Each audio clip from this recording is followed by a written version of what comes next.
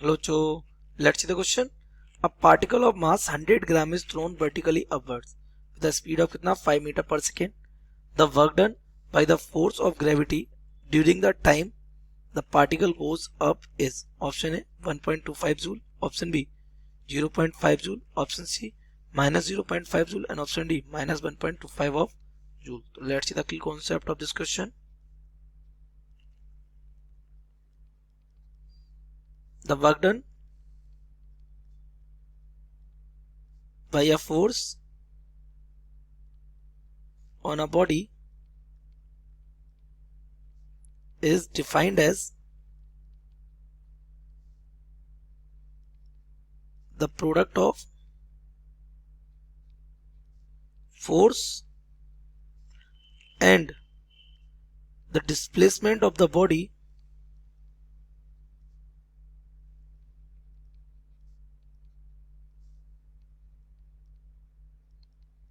in the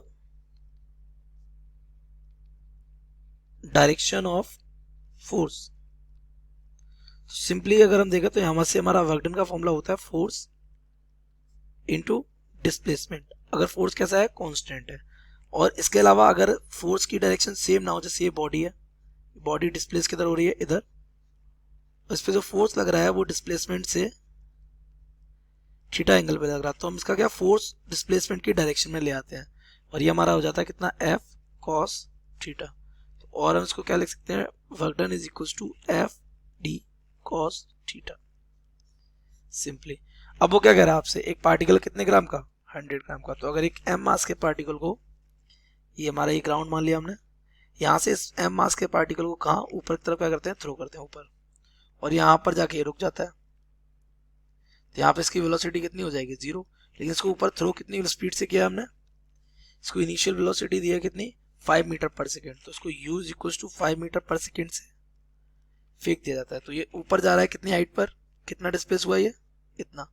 तो can we calculate it, yes, from equation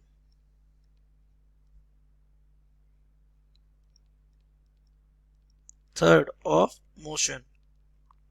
motion कौन सी equation लग जाएगी यहाँ पे, थर्ड. तो v square is equal to क्या हो जाएगा u स्क्वायर, और क्योंकि ये अपवर्ड मोशन हो रखा है तो एक्सेलरेशन नेगेटिव रिटार्डेशन काम करेगा, तो 2g h हो जाएगा. यहाँ पे v कितना होने वाला है 0, u कितना दे रखा है आपको 5 का स्क्वायर माइनस 2, g कितना है 10 मान लेते हैं इसको, इंटू h.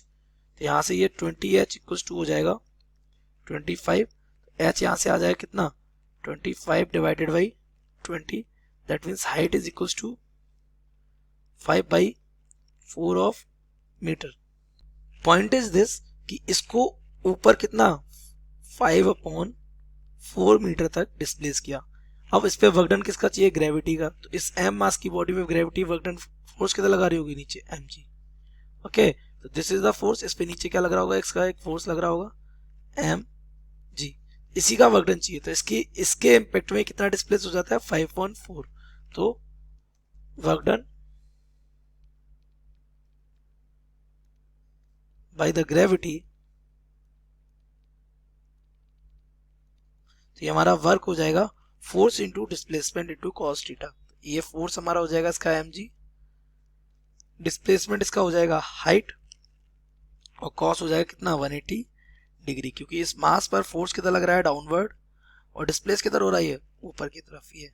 तो ये एंगल कितना बनाएगा 180 डिग्री. तो W is equal to minus का मास कितना है इसका, mass is 100 gram, that means 0.1 of kg, into g की वैल्यू कितनी ले लेते हैं 10, इंटू हाइट कितनी जा रहा है, हाइट ये जा रहा है 5/4 of meter, that means it is 5/4. तो ये बन जाएगा W is equal to minus का, ये 1 से 10 से 1 हो जाएगा, ये 5/4 ही आ जाएगा. तो W is equal to minus का 1 पॉइंट, ये 1 बचेगा 25 of joule.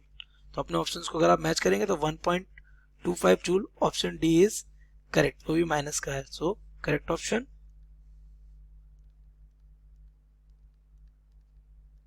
D. I hope you have understood it well. Best of luck.